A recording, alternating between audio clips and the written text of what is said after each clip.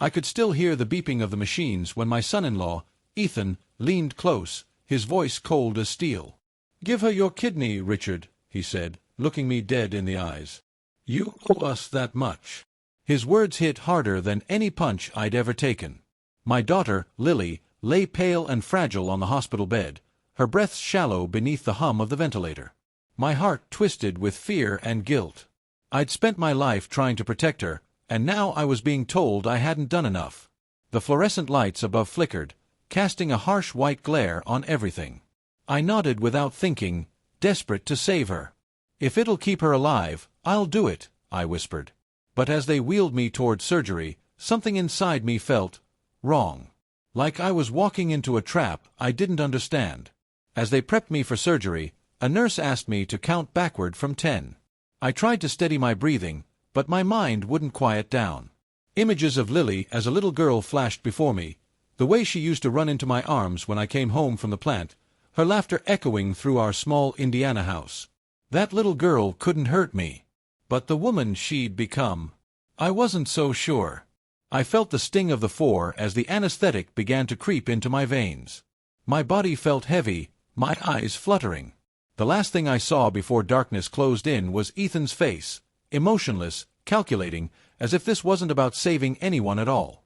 "You're doing the right thing," he murmured. Finally, just before I drifted out completely, I felt a hand on my shoulder. It wasn't Ethan's. The doctor, a tall man with tired eyes, leaned down and whispered something that made my blood run cold. "Sir, you need to wake up. This isn't what you think." My eyelids fluttered open. The room blurred, the voices turned to echoes. "What do you mean?" I tried to say, but my tongue felt heavy, useless. He whispered again, lower this time. "It's not your daughter who needs the kidney." My heart slammed in my chest. I fought to stay awake, but the darkness swallowed me before I could ask another question. When I woke up, my throat was dry and sore, my arms strapped lightly to the hospital bed. The room was quiet, but my mind wasn't. I blinked hard, the fluorescent light cutting through the haze. My first thought was Lily. Was she okay? I turned my head and saw her room through the small window in the door. She was sitting up, awake, laughing. Ethan stood beside her, holding her hand. Relief washed over me, until I noticed the color in her cheeks, the strength in her posture. She didn't look like someone who'd just survived kidney failure. She looked fine. Too fine. Then I saw it, another bed, beside hers, covered by a curtain. A nurse's voice drifted through the air. "The transplant went well. She's stable now." My stomach turned. She? Not Lily. Someone else. The next few hours blurred together. Doctors came and went, checking my vitals, avoiding my eyes. I asked for answers, but all they gave me were polite smiles and vague reassurances. Finally, I caught sight of Ethan in the hallway. "Ethan," I croaked. He froze, then walked in, his usual smug calmness plastered across his face. "Hey, Dad," he said, as if nothing was wrong. "You did great." I could feel my pulse pounding in my neck. What did I do?" I asked.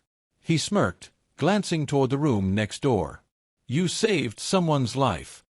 "Whose life?" I demanded. His smile widened, and I'll never forget what he said next. "My sister's." I felt my world tilt sideways. "Your sister?"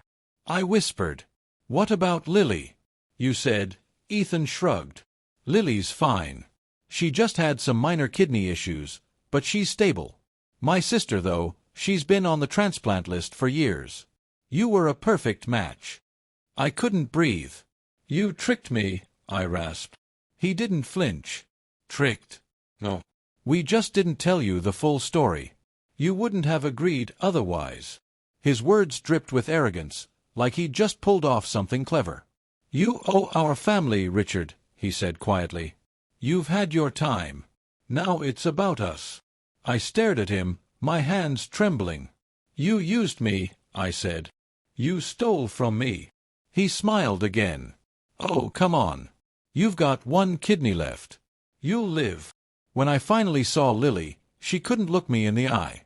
Her hair was tied up in a messy bun, her eyes red from crying, or maybe from guilt. "Dad," she started, but I cut her off. "You knew." My voice cracked. She looked down. "Ethan said it was the only way. His sister, she's like family to me now." I stared at her, not recognizing the woman in front of me. "I gave you everything," I said softly. "Every dollar, every moment, every piece of me, and you gave me this?" Tears welled in her eyes, but she didn't reach for me. Ethan stood behind her, his arm around her shoulder, his eyes daring me to say more. "It's done," he said flatly. "No point crying about it." I felt something inside me snap, not anger, but something colder. Something older. The nurses said I needed rest, but there was no rest to be found. Every time I closed my eyes, I saw that smirk, that look of entitlement. I remembered every time I'd paid their bills, fixed their car, covered their rent. Every time Ethan had called me old man and laughed about how out of touch I was. And now, he'd taken something from me I could never get back. Not money, not time, but my own flesh. My own blood. I stared out the hospital window that night, the city lights flickering in the distance, and I made myself a quiet promise. They may have taken my kidney, but they hadn't taken everything. The next morning, a young nurse came in to check my vitals. She smiled softly, avoiding the tension in the room. But when she leaned closer, she whispered, "You didn't hear this from me, but that surgery, it wasn't authorized. There's an investigation starting." My heart stopped. "What do you mean?" I asked. She looked toward the door. "Your consent forms, they were altered.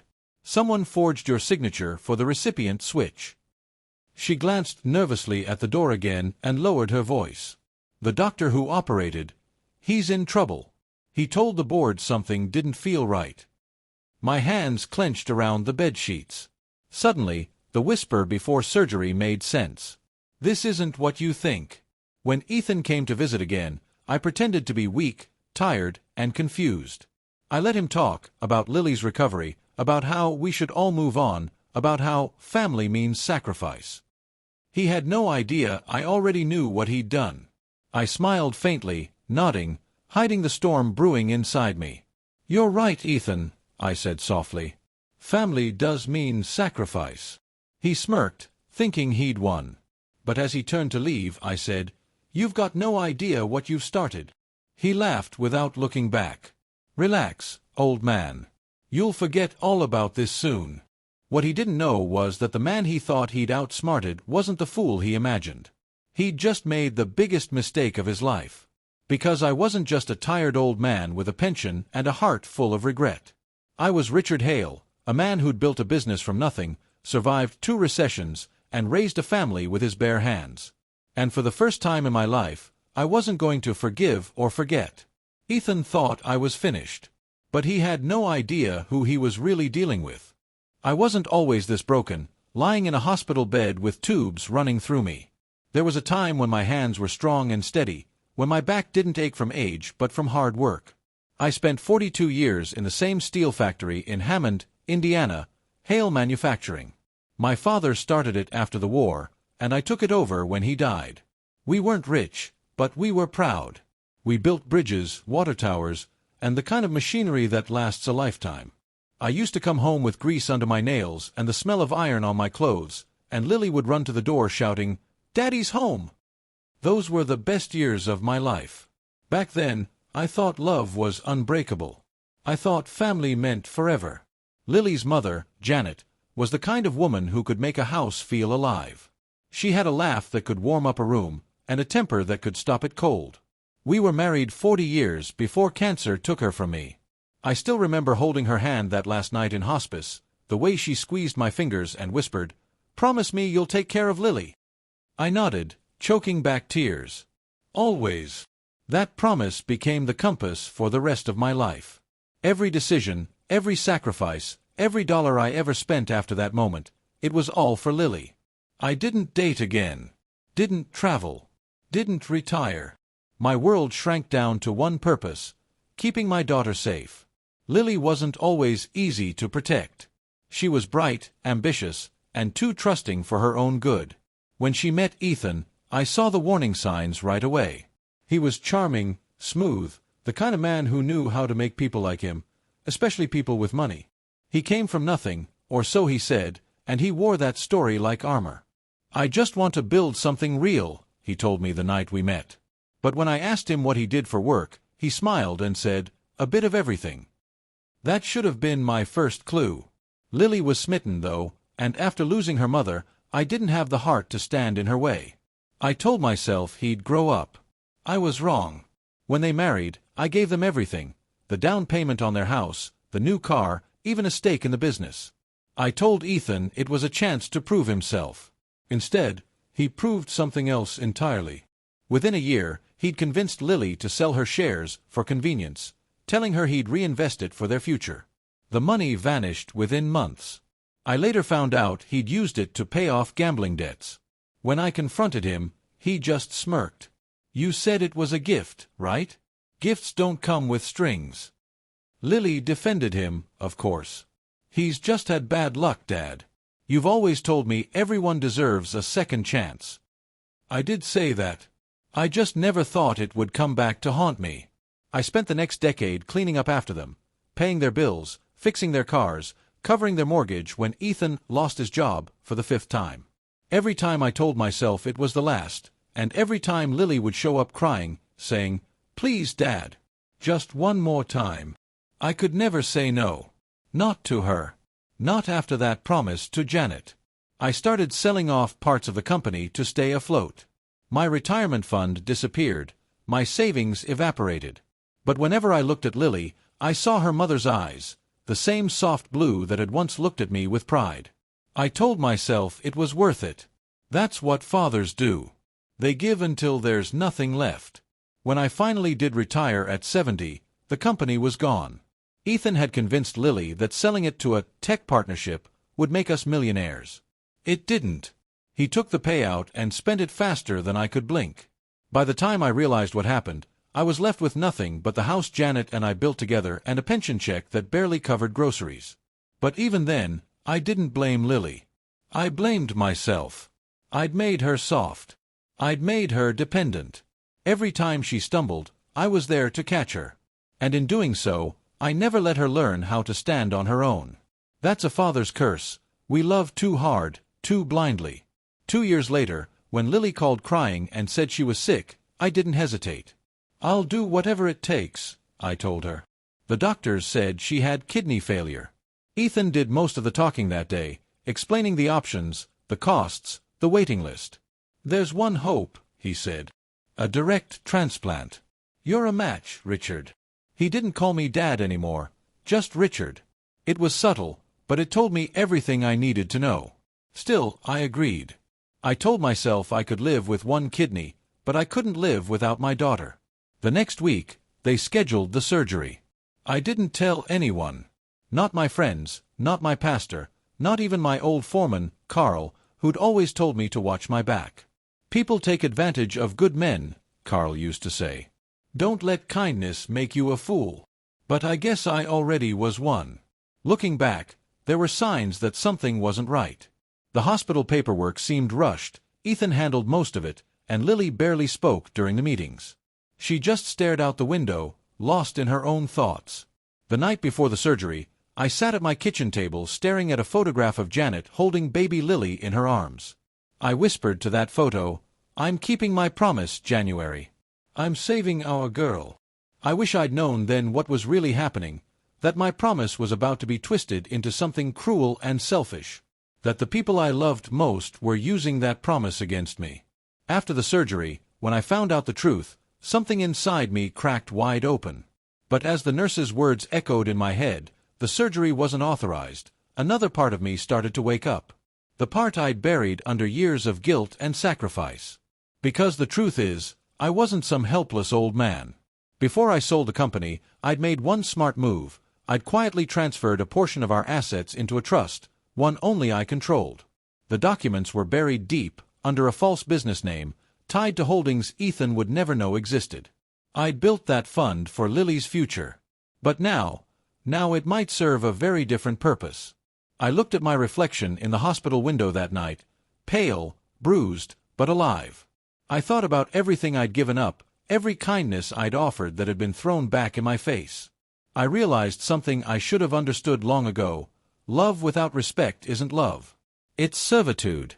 And I'd been a servant for too long.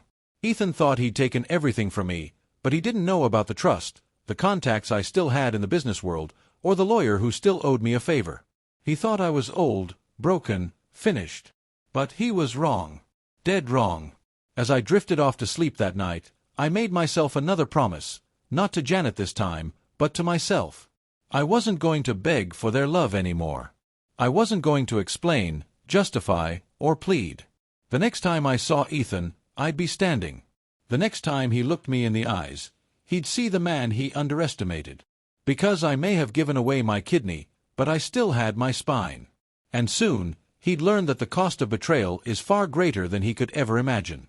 He had no idea that my years of sacrifice were about to be tested in ways he never imagined. The weeks after the surgery crawled by in a fog of pain and disbelief. My body healed slower than I expected, but the real wounds weren't the stitches across my abdomen, they were the ones nobody could see. Every time I closed my eyes, I heard Ethan's voice in my head, "You owe us that much." I replayed it again and again, trying to understand how someone could say that to me, to the man who had given them everything. When I finally got discharged, Lily didn't even come to pick me up. She texted instead, "Ethan's car broke down. Can you Uber home, Dad? I'll call later." I sat there in the hospital lobby, a plastic bag with my discharge papers in one hand and a cane in the other, realizing that somewhere along the way, I had stopped being family. I had become an obligation. When I got home, the house felt different, smaller somehow, emptier. Dust coated the shelves where Janet's photos once stood, and the air smelled stale. I used to keep the place spotless, but the recovery had drained the strength out of me. I sat in Janet's old recliner, staring at the wedding photo on the mantel, the one where Lily stood beside Ethan, her eyes bright, her smile wide. I'd paid for everything that day, the dress, the venue, the honeymoon, and I'd told myself it was worth it. But now, looking at that photo, all I saw was the beginning of my own undoing. I picked it up, my hand trembling, and whispered, "I hope you're proud of yourself, Richard. You raised a princess and handed her to a con man." A few days later, Ethan showed up at my door unannounced, as if nothing had happened. He didn't even knock, just walked in, a six-pack in his hand, wearing that same smug grin that made my blood boil. "You should keep the door locked, old man," he said casually. "Neighborhood's getting rough." He tossed a beer onto the table, cracking one open for himself. I didn't move. "What do you want, Ethan?" He shrugged. "Just checking in. Making sure you're not doing anything stupid. You know, like talking to the hospital or the cops." My jaw tightened. "What makes you think I'd do that?" He smiled, sipping his beer. "Because you're sentimental. You care too much about family. And if you talk, Lily's the one who gets dragged into it. You don't want that, do you?" The threat was clear, wrapped in charm, hidden behind a smirk. That was Ethan's specialty. That night, I couldn't sleep. The doctor's whisper kept replaying in my mind. "This isn't what you think." I started to wonder how deep the deception went. Did Lily really know the truth about the transplant? Or had Ethan forged her into his accomplice without her even realizing it? I wanted to believe she was innocent. But every time I called, she let it ring to voicemail. I left messages, kind ones at first, then desperate ones, then angry ones. Weeks passed, and not a single call came back. One evening, when I finally reached her, her tone was cold. "Dad, please don't make things harder than they already are. Ethan's under a lot of stress. He didn't mean to hurt you." I laughed bitterly. "Didn't mean to? He stole a part of my body, Lily." There was silence on the other end, then a soft, tired sigh. "Maybe it's time you let the past go." The line went dead. I sat there staring at the phone, realizing I'd lost her, not to death, but to something worse. To him. The months that followed were a parade of small humiliations. Ethan borrowed my truck for a few days, and kept it for 3 weeks. When I finally got it back, it reeked of cigarettes and cheap perfume. Lily came by once, bringing leftovers and an awkward smile, like a stranger visiting out of guilt. I tried to talk to her, to reach her, But every conversation ended the same way, with her defending Ethan. "He's trying, Dad," she'd say, her voice trembling between love and denial. I wanted to shake her and say, "Can't you see what he's doing to us?" But I didn't. I just nodded, too tired to fight anymore. That's how it works, you know. Abuse doesn't always come with bruises or yelling. Sometimes it's quiet, a slow erosion of dignity that makes you doubt your own worth. There were days when I thought about ending it all, about letting the pills on my nightstand take me to where Janet waited. But then I'd remember her voice, the promise I made, and something inside me would refuse to die.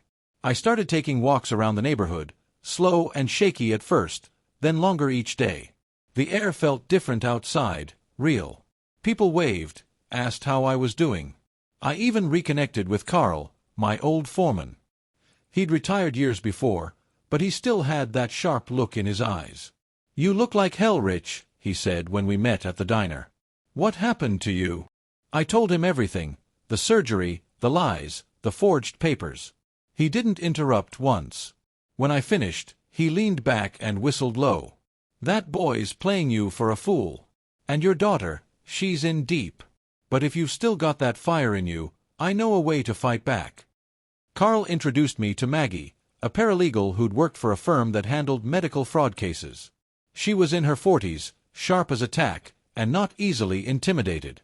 When I told her my story, she took notes without saying a word. Then she looked me dead in the eye. "You said your consent form was forged?" I nodded. "I want copies of everything. The hospital has to keep them on file. We'll start there." For the first time in months, I felt something I hadn't felt in years: hope. It was small, fragile, but it was enough to keep me going. I didn't tell Lily or Ethan about Maggie or Carl. I smiled when they visited, nodded when they lied, and played the part of the frail old man. But inside, the old Richard, the man who built a company from the ground up, was coming back to life. Ethan's manipulation didn't stop. He started dropping hints about inheritance, asking casual questions about my house, my will, my savings. "You don't want the state to take it all when you go," he'd say, pretending to be helpful. "You should really put things in writing." I played dumb, pretending not to notice the greed behind his concern. "You're probably right," I said one afternoon, sipping my coffee. "I'll make sure everything goes to family." He grinned, thinking he'd just secured his future. But I already had other plans. I'd met with my lawyer 2 weeks earlier and rewritten everything, every cent, every asset, locked away until certain conditions were met. Ethan's name wasn't on a single page. But Lily's was, if she ever chose to break free from him. As winter set in, I noticed something shifting in me. The anger that once burned hot started to cool into something sharper: purpose. I wasn't just a victim anymore. I was a man collecting evidence. Maggie got the hospital files. She was right. My signature had been altered. The original consent form named Lily as the recipient. But a second version, filed 2 days later, listed Jennifer Moore, Ethan's sister. The handwriting was a perfect imitation. Almost perfect. Almost. There were subtle differences: the slant of the R, the loop in the H. A forensic analyst would spot it immediately. And when he did, the truth would come out. Ethan's web of lies was unraveling, and he didn't even know it. The last time Ethan came over, he looked different, thinner, jumpier. "You've been quiet lately," he said, pacing the living room. "That's not like you." I smiled faintly. "Maybe I've learned to pick my battles." He chuckled nervously. "Good. Because you don't want trouble, old man. You really don't." He leaned closer. "You stay quiet, and maybe I'll make sure you're taken care of when the time comes." I stared into his eyes, seeing the coward beneath the confidence. "You're right, Ethan," I said slowly. "I don't want trouble. But sometimes trouble has a way of finding people who deserve it." He didn't understand what I meant. Not yet. But he would. As he walked out that night, his laughter echoing down the hallway, I felt something inside me settle, not peace, but resolve. The years of silence, the endless giving, the constant humiliation, they were over. I had spent a lifetime being everyone's savior, everyone's safety net. But I was done. Ethan thought I was still the man who'd signed away his kidney without a question. He had no idea that man was gone. The one standing in his place was someone new, someone dangerous. Because I was done being everyone's doormat. It was time to remind them who they were dealing with. Maggie wasn't the kind of woman who liked small talk. "If we're going to do this, Mr. Hale," she said, spreading the documents across my kitchen table, "you need to be ready for what we might find." I nodded, adjusting my glasses as she slid a thick file toward me. Hospital records, bank transactions, signatures, even text logs. I pulled every string I could. Her tone was calm, but I could tell she was angry, not for herself, but for me. "What they did to you isn't just unethical," she said. "It's criminal." I stared at the papers, my stomach twisting. My name appeared again and again. Forged, altered, manipulated. The worst part was seeing Lily's initials on one of the forms. I didn't know if she'd signed it willingly or if Ethan had pushed her. Either way, the betrayal cut deep. Carl came over later that evening, carrying 2 coffees and a bag of donuts. He was retired, but he still moved like a man who'd spent a lifetime running things. "You always said you'd die working," he grumbled, sitting across from me. "Guess you weren't kidding." He studied the documents for a long moment, then whistled low. "These boys don't know who they're messing with, Rich." I chuckled softly. "I think they do. They just think I'm too old to fight back." Carl smirked. "Then let's show them what old looks like when it's angry." For the first time in years, I laughed. It felt strange, but good. The kind of laugh that comes when you remember what it means to stand up straight again. Over the next few weeks, Maggie started digging deeper. She found that Ethan had been moving money through multiple accounts under false names. One of them, RE Holdings LLC, made me pause. Those were my initials. He'd used my identity to secure loans, mortgages, even credit lines. The man wasn't just greedy, he was reckless. "He's drowning in debt," Maggie said, flipping through her notes. "He's borrowed against your house, your name, even your legacy. The banks think you're partners." My fists clenched so hard my nails dug into my palms. "Can we prove it?" Maggie smiled, the kind of smile that meant trouble for someone else. "Already working on it. You just need to stay quiet and let me build the case." While she handled the legal side, I started doing what I did best, gathering intelligence. I might have been old, but I hadn't lost my instincts. In the business world, people talk, and they remember who treated them right. I called a few old contacts, men who still owed me favors from the factory days. One of them, a guy named Travis Yates, ran a private security firm in Chicago. "Rich Hale." "Man, I thought you were dead," he laughed when he answered. "Not yet," I said. "But I might be if I don't figure out what's going on with my family." Within days, Travis had someone shadowing Ethan. What they found made my blood run cold. He wasn't just lying about money, he was lying about everything. The photos came first, Ethan meeting a woman outside a fancy restaurant in downtown Chicago. She wasn't Lily. She was younger, maybe late 20s, with long red hair and a diamond bracelet that could have paid my mortgage twice over. The reports said her name was Dana. She was on his payroll, officially as an investment partner. Unofficially, she was his mistress. He'd been funneling money to her for months. When I saw the photos, my first instinct was anger. But what came after that was sadness. Not just for me, but for Lily. My daughter had sacrificed everything for that man, and he'd traded her love for greed. "Get me everything," I told Travis. "Every account, every alias, every lie." He didn't ask why. He just nodded. "You got it, boss." By the time spring came, I had a binder full of evidence. Forged signatures, hidden accounts, recorded calls, photographs, even voicemails where Ethan bragged about finally putting the old man in his place. Each page felt like a blade cutting deeper, but I didn't flinch. I needed the truth, no matter how much it hurt. One night, I sat at the kitchen table flipping through the binder, when Maggie called. "You sitting down?" she asked. "Always." She took a breath. "That kidney recipient, Jennifer Moore, she's not Ethan's sister. She's his ex-girlfriend. They were engaged 5 years ago." I froze. "What?" "They broke up when she got sick," Maggie continued. "She was on the transplant list for years. Ethan used you to save her. My hand tightened around the phone. He stole my body to save his ex. My voice cracked. That's not just betrayal. That's evil. Maggie's voice softened. It's worse than that, Richard. She's been making payments to him ever since. The next day, I went to visit Lily. It had been months since we'd spoken in person. She opened the door slowly, her face pale and tired. "Dad," she whispered, like she wasn't sure she was allowed to say it. I smiled gently. "Can I come in?" Ethan wasn't home. The house smelled like lavender and dust. We sat at the kitchen table, the same place she'd once done her homework as a kid. "Lily," I said quietly, "do you know who Jennifer Moore is?" Her eyes darted away. "Ethan told me she's his sister." "She's not." I slid a photo across the table, Ethan and Jennifer, holding hands outside a restaurant. Lily's lip trembled. "Where did you get this?" she whispered. "It doesn't matter.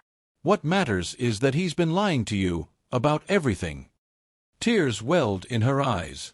"No," she said, shaking her head. "He loves me."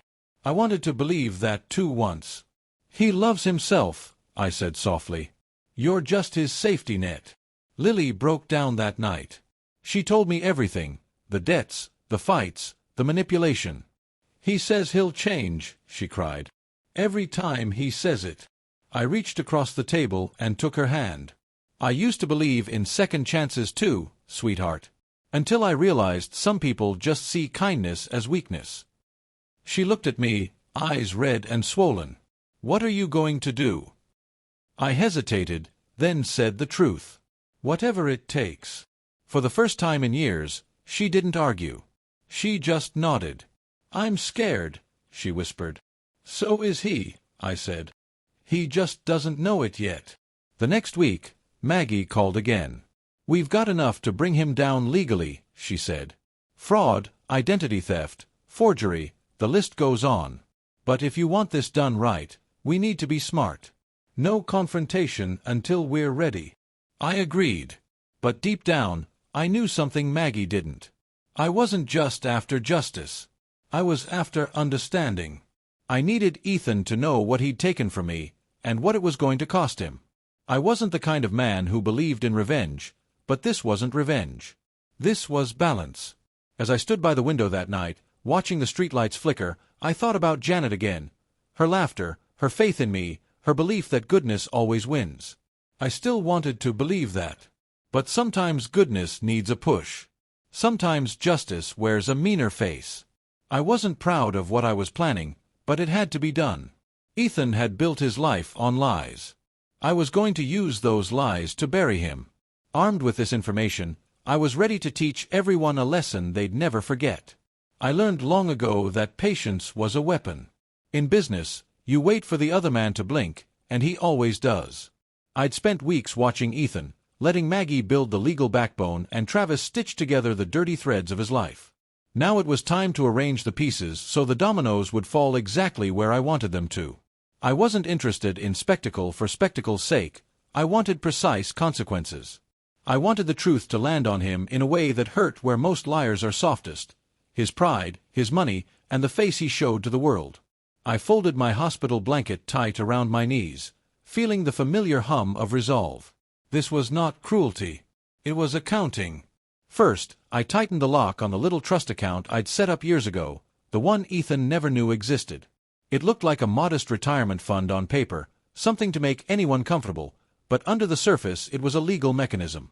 With Maggie's help, I renounced any verbal promises I'd ever made, activated stipulations that required proof of responsible conduct for distributions, and set the conditions so tightly that Ethan's habits would disqualify him instantly. I rewrote wills, signed new deeds that favored Lily only if she separated herself legally from Ethan, and created a clause that would trigger a forensic audit of any accounts bearing his name or alias.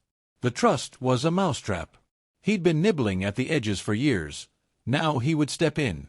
While the lawyers did their careful work, I set the softer snares. I reached out to people Ethan had wronged years ago, men whose mortgages he'd promised to refinance and never did, suppliers he'd stiffed, even a landlord in a Cleveland apartment building he'd skipped on rent. I asked them one simple thing: tell the truth if you're ever asked. I told them I wasn't looking for revenge. I wanted the record straight. Pride and bitterness can be powerful allies when you know how to stir them. When the time came, their testimony would show a pattern, and the pattern would make a jury see him not as a one-off hustler but as a career fraud. Next, I seeded doubt in the places he cared about most. I called a reporter I once helped when he'd broken a story about corporate waste and asked him to look into a quiet string of medical irregularities at the hospital. Nothing that would implicate the institution without proof, but enough to make the hospital administration nervous. The hospital feared scandal more than it feared lawsuits. That fear would make people docile and honest in ways threats never could. Meanwhile, Travis quietly arranged for Ethan's phone and emails to be monitored by a private investigator. Legally, through the thin ribbon of consent he'd left behind while boasting to friends, so we could build a timeline of lies that matched the forged signatures Maggie had already found. I also had to pull Lily closer without pushing. She needed to believe she had something to gain by stepping away, not just a reason to feel ashamed. One afternoon, I invited her to lunch at the diner where Carl and I always met. I didn't accuse, I simply showed her things, bank statements, photographs, text messages that proved what Ethan had whispered in private. She read, lips pressed thin, her face an open wound of shock and sorrow. "Why didn't you tell me?" she asked. I said what I always said when truth and love collide, because I wanted you to have your life. Then I added quietly, now I want you to have your dignity back. She looked at me, the old light flickering in her eyes for the first time in months. She didn't forgive him in a moment, but she began to see him with new eyes. The plan hinged on timing.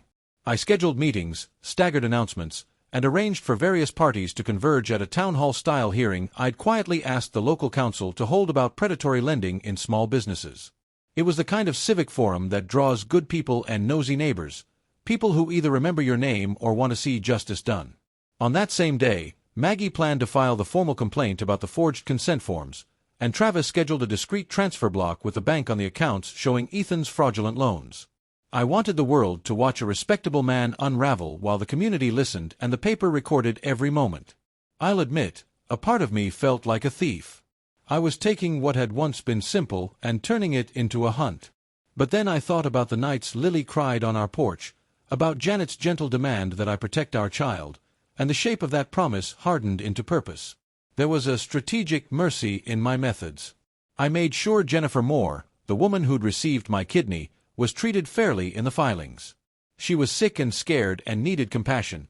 Exposing Ethan didn't require me to strip another human being to the bone. That was important to me. Justice with cruelty is still cruelty. Justice with care is what changes people. On the morning I'd chosen, I woke before sunrise. The hospital lights still lingered like a dull star in the distance as I took a slow walk to clear the fog of sleep and pain. Carl met me at the corner, and he had that glint in his eye, the one he got before a good fight. "You sure you want to do this?" he asked. I nodded. "It's not about spite," I said. "It's about meaning." We went over the sequence again, the forum, the bank freeze, Maggie's filing, the pressman's inquiry, followed by a quiet demand for restitution to Lily and the trust triggering its audit clause. Everything depended on one falsehood being revealed in front of many witnesses. Ethan, of course, had no idea. He continued his usual acts of boldness that morning, a social media post about a family brunch at his house, a showy new watch in the photos, Dana's hand casually draped over his shoulder in one picture like a trophy. He liked to perform how successful he was. Arrogance is a billboard for the insecure. He sent me a text that afternoon, a short one, smug as a cat. "Hope you're resting, old man. We'll take care of the funeral arrangements when the time comes." I read it twice, then smiled and saved it. Proof is a patient thing. It waits for you to collect it. When the forum began that evening, the room was packed. Neighbors, local business owners, a handful of reporters, and more than one person who already suspected something. I sat with Lily in the third row, watching Ethan swagger in, looking for an audience. He took the stage with confidence, smiling like he'd rehearsed sincerity. The first speaker told a story about a small contractor who'd been taken by a clever man with a handshake and a promise. The second spoke of a woman whose signatures had been manipulated. By the time Maggie stood to speak, my binder was heavy in my lap. She calmly presented the facts, the altered forms, the shell companies, the shadow accounts, and then she dropped the hard detail that would make men shift in their seats. The name on the recipient form had been changed after the surgery. The room hummed. People leaned in. Ethan tried to laugh it off.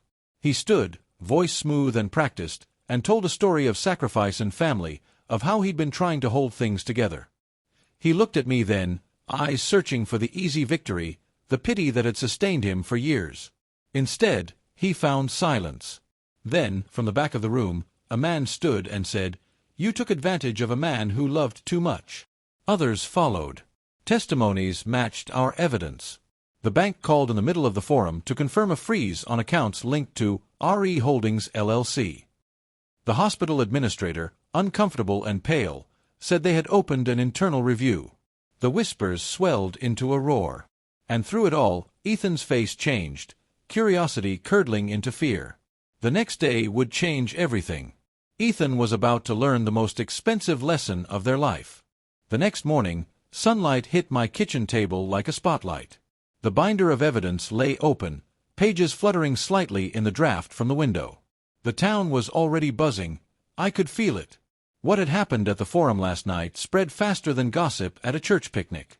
My phone hadn't stopped ringing since dawn. Reporters, lawyers, even old factory hands who wanted to make sure I'd finally gotten him. I ignored most of it.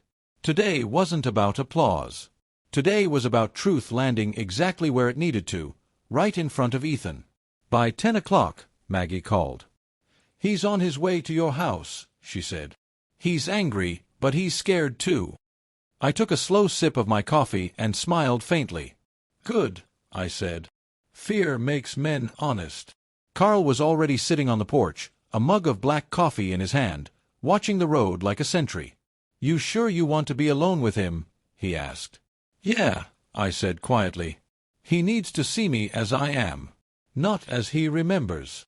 The hum of tires on gravel grew louder. A black SUV pulled into the driveway. Ethan stepped out, his eyes wild, his jaw tight. He was still wearing the same expensive jacket from last night, but the confidence was gone. He slammed the door and marched toward me. "You ruined my life," he shouted. "You think this makes you a hero? You made me look like a criminal in front of everyone." I stood slowly, steady on my feet. "I didn't make you a criminal, Ethan," I said. "You did that all by yourself." He froze at the edge of the porch steps, breathing hard. "You don't know what you've done," he hissed. "You've embarrassed Lily, you've—" "No," I interrupted. "I've freed her." His mouth opened, but no words came. For the first time since I'd known him, Ethan Hale didn't have a script. I motioned toward the porch chair. "Sit down," I said. He hesitated, then dropped into it, shoulders rigid. I slid the binder across the table between us. "Every page in here," I said, "is a lie you told. A document you forged. A person you used." He looked down, refusing to touch it. "You think this makes you powerful," he muttered. "You're still just an old man trying to control everyone." I leaned forward, my voice steady. "No, son. I'm an old man reminding you that control without conscience is just chaos. And you've lived in chaos for too long." For a long moment, neither of us spoke. Birds chirped in the distance. The air felt heavy, like the world itself was listening. Finally, Ethan whispered, "You don't understand what it's like to fail." I stared at him. I spent 30 years running a company through 3 recessions. I buried my wife. I watched my daughter nearly die. Don't talk to me about failure. You've never failed because you've never taken responsibility for anything in your life. His eyes flickered, the mask cracking just enough to show the fear beneath. "I just wanted to build something," he said weakly. "Something of my own." "You could have built it with honesty," I said softly.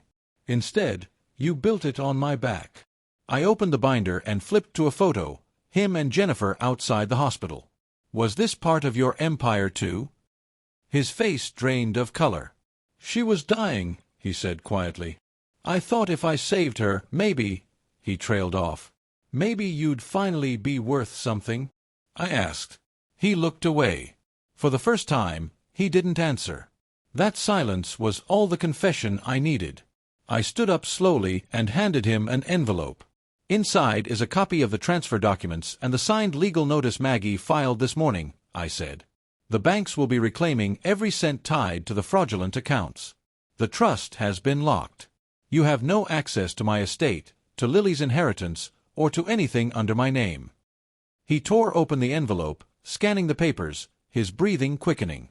You can't do this, he said. You'll destroy your own family's reputation. I smiled sadly. No, Ethan. You already did that. I'm just cleaning up the mess. Just then, another car pulled up. Lily stepped out, her face pale but calm. She walked slowly toward the porch, eyes fixed on Ethan. Dad told me everything, she said.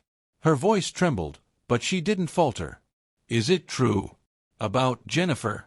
About the money? Ethan stood, desperate.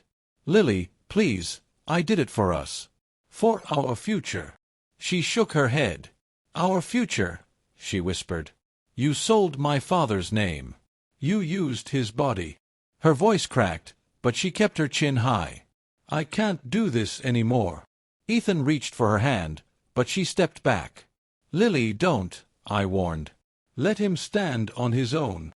She turned to me, tears in her eyes. I'm sorry, Dad, she whispered. For believing him.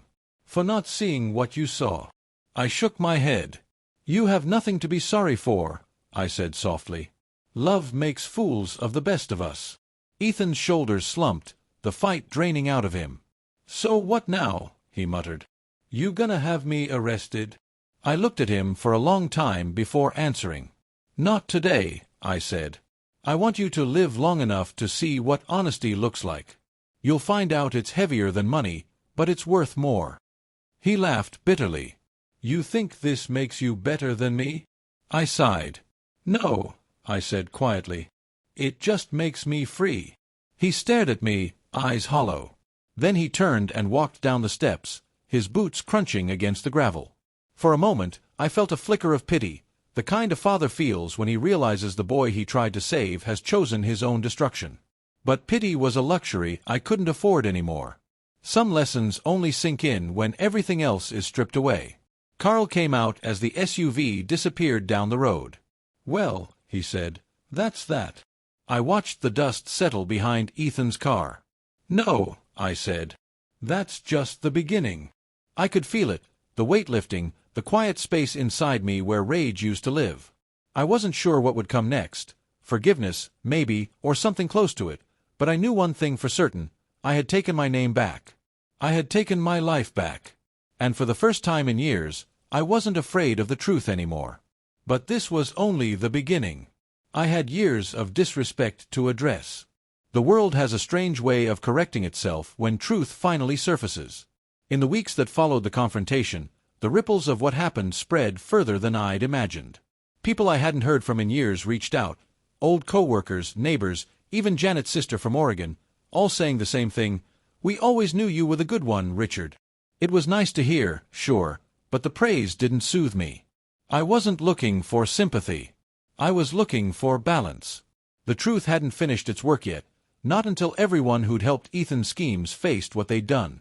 Maggie moved fast. She coordinated with the authorities to finish building the case. The district attorney's office picked it up almost immediately. Forgery, fraud, medical misrepresentation, the list was long, and the evidence airtight. Ethan was officially under investigation, but I asked Maggie to hold back on one thing, pressing criminal charges. She looked at me like I'd lost my mind. You have him dead to rights, she said. He could serve 10 years easy.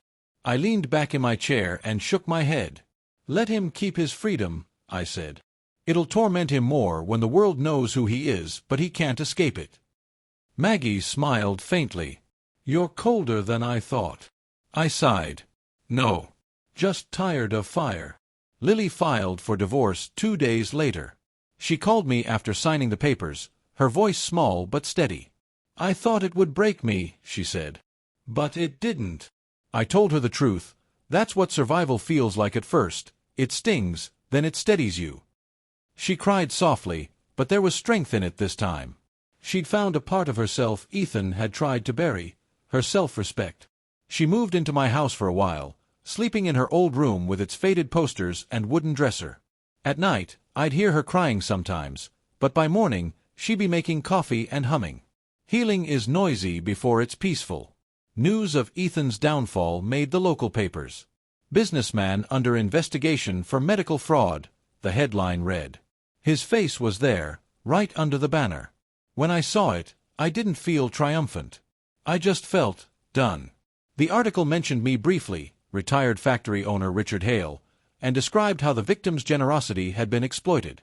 Neighbors came by with pies, casseroles, and sympathy. It was a kind of small-town justice, not harsh, but firm.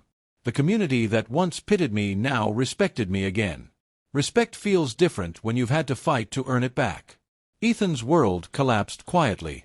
His business partners cut ties. Dana disappeared. Rumor was she'd sold off what little was left and fled the state. The house went into foreclosure. He moved into a small rental apartment outside town, where people pretended not to recognize him. Carl drove by once, said Ethan looked like a man who hadn't slept in weeks. "You really broke him," he said. I shook my head. He broke himself. I just stopped cushioning the fall. It was strange. I'd spent months preparing for a fight, and now that it was over, there was no satisfaction, just silence. But not everyone had turned against me. Some of the people who'd believed Ethan's lies came forward to apologize. My nephew Danny, who'd once called me a stubborn old fool for not trusting Ethan, showed up one evening on my porch with a six-pack of root beer. "You were right," he said, eyes low. "We were wrong to doubt you." I nodded, clinking bottles with him. "We all get fooled sometimes," I said. "What matters is what you do when you wake up." He grinned. "Guess that's your way of forgiving me?" I smiled faintly. "Guess so. The truth is, forgiveness doesn't happen all at once. It's something you practice, like breathing again after being underwater." Meanwhile, the investigation turned up more victims, people Ethan had swindled years before. Some of them were angry, others just relieved someone had finally stopped him. One woman, a retired nurse named Paula, showed up at my door with a small box. Inside was an old letter Ethan had written her, full of lies about investments that never existed. "I've kept it for years," she said. "I wanted to burn it, but maybe you should have it."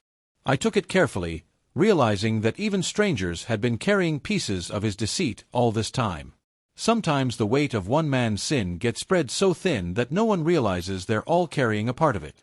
One afternoon, Maggie brought over the final documents from the trust reformation. Everything was legally sealed. Ethan couldn't touch a cent. I sat at the kitchen table signing the last paper, the same table where I'd almost lost my life for him. "You did good, Richard," she said. "You didn't just get justice. You got peace." I looked up and smiled faintly. "Peace is expensive," I said. "But it's worth the price." Maggie chuckled. "You ever think about writing a book?" "Nah," I said. "Who'd read about an old fool who finally grew a spine?" She looked at me for a long moment. "Plenty of people, I think." When the dust settled, people began to remember more than the scandal. They remembered how I'd helped build the town's factory, how I'd paid for the local park when the council ran out of funds, how I'd helped employees keep their homes during hard times. Ethan had taken my reputation, but time had given it back, polished and stronger. That was the real reckoning, not his downfall, but my restoration. Even Lily began to laugh again. She got a job at a community center helping families manage medical debt. She said it was her way of turning pain into purpose. I couldn't have been prouder. Then, one morning, a letter came, from Ethan. The handwriting was shaky. "I've lost everything," it read. "You were right. I don't deserve forgiveness, but I'm asking anyway. I don't want to die like this." I read it 3 times, then set it down. 4 hours, I just stared out the window, listening to the clock tick. Forgiveness isn't about what they deserve.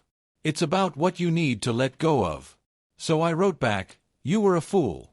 But I was a fool too, for believing that love could change greed.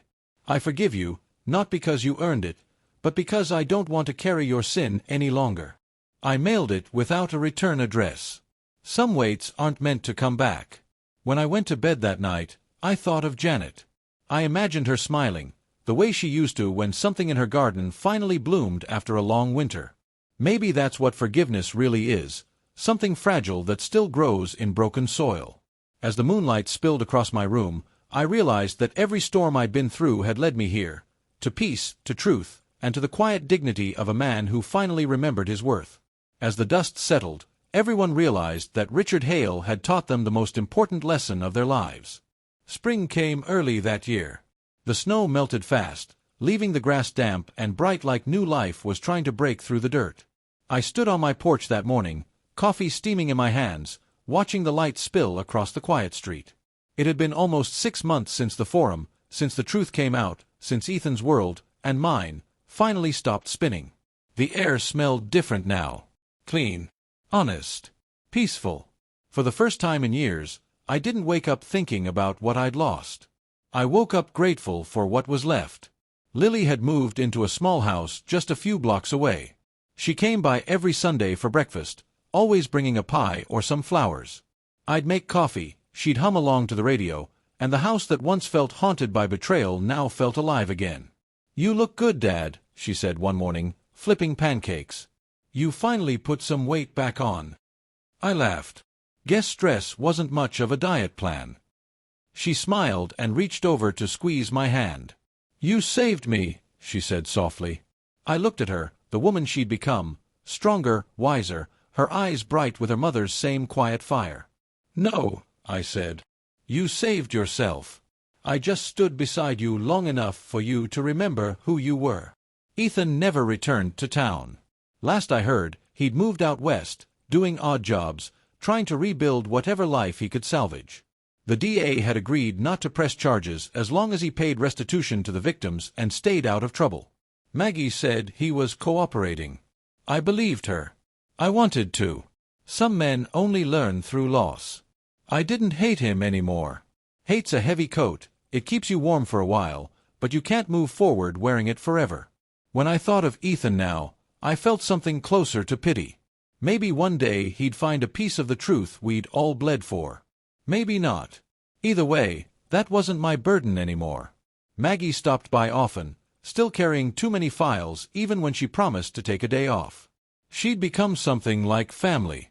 "You know," she said one afternoon, leaning on the porch railing, "you could sue the hospital.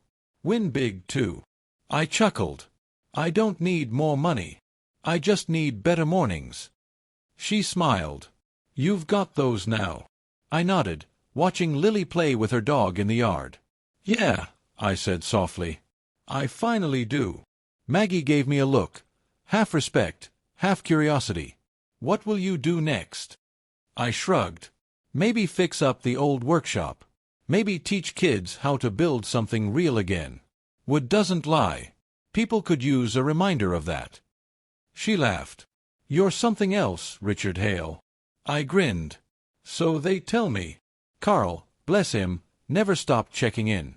Every Friday we'd sit at the diner, drinking bad coffee and pretending we still understood the world. "Can't believe you turned your life into a whole courtroom drama," he said one afternoon. "Should have sold the rights to Netflix." I laughed so hard the waitress turned around. "Nah," I said. "Nobody'd believe an old man could pull that off." Carl grinned. "Maybe that's the point. People need to be reminded that old doesn't mean finished." He was right. I'd spent so much of my life giving everything to everyone else that I'd forgotten what it felt like to live for myself. Now, every sunrise felt like borrowed grace. As summer came, the town began to rebuild its faith in me. The mayor asked if I'd speak at the local community center about integrity in business. The irony made me smile, but I agreed. When I stood before that crowd, I didn't talk about betrayal or revenge. I talked about kindness and accountability, how the two aren't opposites but partners. Sometimes, I told them, the strongest man in the room isn't the loudest one. He's the one who refuses to let anger decide who he is. The applause that followed wasn't loud, but it was real. That's all I'd ever wanted. Lily found her rhythm again, too. Her job at the community center turned into a full-time position helping families manage debt. She told me once, "I want to be the person I needed when I was scared." I couldn't think of a better purpose. On weekends, she'd bring her coworkers over for barbecues, and the backyard would fill with laughter. The sound of it felt like medicine. Every giggle, every spark of joy stitched something inside me that had been torn apart for too long. Sometimes, late at night, I'd sit in Janet's old chair by the window. The stars would shimmer above the dark fields, and I'd talk to her like I used to when the world was too quiet. "You'd like how things turned out," I'd whisper. "Lily's happy. I'm finally learning to breathe again. You were right, you know. Kindness isn't weakness, it's just quieter than anger." The wind would move through the trees, and for a moment, I'd almost feel her hand on my shoulder. Maybe grief never really leaves, it just learns to walk beside you more gently. One evening, Lily brought me a small wooden box she'd found while cleaning my old workshop. Inside was the pocket knife I'd given her when she was a teenager. "You told me this was for emergencies," she said. I smiled. "I guess we had one." She laughed and pressed it into my palm. "Keep it," she said. "You earned it back." I turned it over in my hand, the metal cool and familiar. It was a simple thing, but it felt like a circle finally closing. The father who'd once given everything away now held something that truly belonged to him, his peace. The world didn't magically become perfect. Bills still came, my knees still ached, and the nights could still feel long. But there was light in them now. Real light. I'd learned that forgiveness doesn't erase pain, it transforms it into something useful. And I'd learned that quiet strength isn't about how loud you shout when you're wronged. It's about how still you stand when the storm passes and you're still there, unbroken. As I sat on my porch one last time that summer, watching the sun dip behind the trees, I thought about everything I'd been through. Betrayal, loss, redemption, it all led to this. Peace not earned by wealth or revenge, but by truth. I smiled as the crickets began to sing. "You did good, old man," I whispered to myself. "You finally learned. Sometimes the people we think are weakest turn out to be the strongest of all." And Richard Hale had proven that quiet strength can move mountains. Did you like my story? And which city are you listening from? Let's meet in the comments. If you like the story, you can support me by sending a super thanks so I can keep bringing more stories like this. Thank you so much for your sweet support. I'm looking forward to your comments on the story. On the screen, you can see 2 new life stories that I highly recommend. There's so much more on my channel. Don't forget to subscribe. See you in the next life story.